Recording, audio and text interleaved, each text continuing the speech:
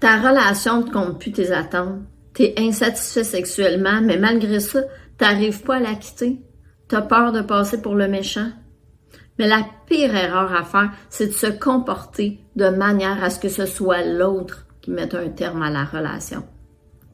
Ça, c'est le raccourci pour se faire une mauvaise réputation puis pour passer pour le mauvais gars. C'est vrai que d'annoncer à une personne qu'on a aimée que la relation est terminée, c'est pas facile. On a peur de blesser l'autre. On sait pas trop comment on va réagir, comment elle va réagir, puis comment nous-mêmes on va réagir face à la peine qu'on va faire à l'autre.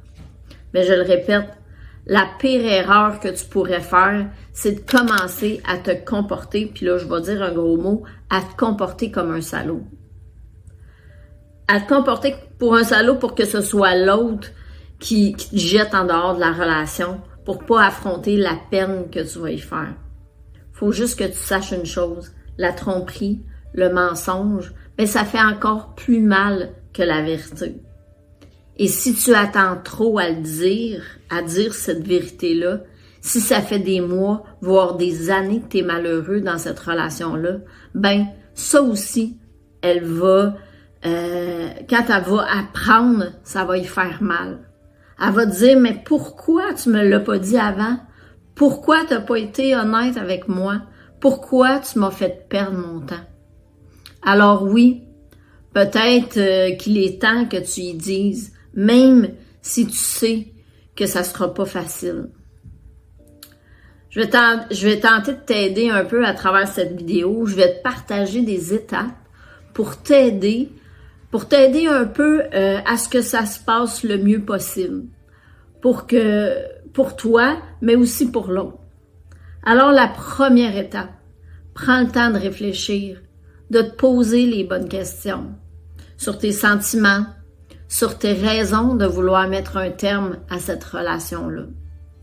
Commence par être clair avec toi-même, puis ça va être plus facile après de l'expliquer à l'autre. Une fois que ta décision est vraiment prise, choisis le meilleur moment pour ouvrir la communication. Trouve un moment où vous êtes les deux disponibles et relativement calme. Choisis un endroit privé où vous allez pouvoir discuter librement. Explique comment tu te sens, les raisons pourquoi tu veux mettre fin à cette relation-là, mais surtout, évite les accusations puis les reproches. Ensuite, une fois que tu lui as dit, elle va probablement avoir le besoin de s'exprimer. Tu as juste à l'écouter, sans l'interrompre. Accueille sa peine, accueille la colère peut-être même. Peut-être qu'elle va, elle, te faire des reproches parce qu'elle, elle s'est pas préparée à ça. Dis-lui juste que tu comprends sa peine, que tu comprends sa colère, mais que tu es malheureux, que tu n'es plus bien là-dedans, que peut-être qu'en ce moment, elle voit pas que c'est la meilleure chose à faire, mais qu'avec du recul, elle va comprendre elle aussi. Une fois qu'elle va s'être exprimée, tu peux lui demander de quoi elle aurait besoin en ce moment. Est-ce qu'elle a besoin que tu partes maintenant ou que tu restes un peu avec elle? Mais surtout, si ta décision est prise, ne lui donne pas de l'espoir pour rien. S'il y a beaucoup de colère, des critiques, de la violence verbale ou de la violence physique, c'est sûr que là, t'es mieux de partir. Tu peux peut-être appeler quelqu'un de sa famille, un de ses amis ou une de ses amies qui pourrait venir passer du temps avec elle. Tu imagines probablement la scène en ce moment et ça te fait probablement peur. Mais si ta décision est prise, arrête de tourner en rond. Arrête de retarder l'annonce de ta décision. Surtout, essaie de rester honnête à l'entente que tu avais fait avec elle dès le début. Je suis sûre que tu n'as pas envie de passer pour un salaud. Je sais que c'est pas facile. Probablement que tu t'en veux, tu te sens coupable, que tu aurais aimé que ça marche pour pas avoir à vivre ça, mais attends pas. Attends pas que ce soit elle qui te mette dehors. Si tu y arrives pas seul, que tu trouves pas les bons mots, ou même pire encore, tu es encore indécis, tu tournes en rond, tu as peur de te retrouver seul, tu dis que ça va être encore à recommencer. J'aimerais ça que tu me crois quand je te dis que c'est un bout dur à passer, mais qu'après le deuil de cette relation, parce que oui, toi aussi, tu vas avoir à faire un deuil, même si c'est toi qui mets fin à cette relation-là, qui te rend malheureux.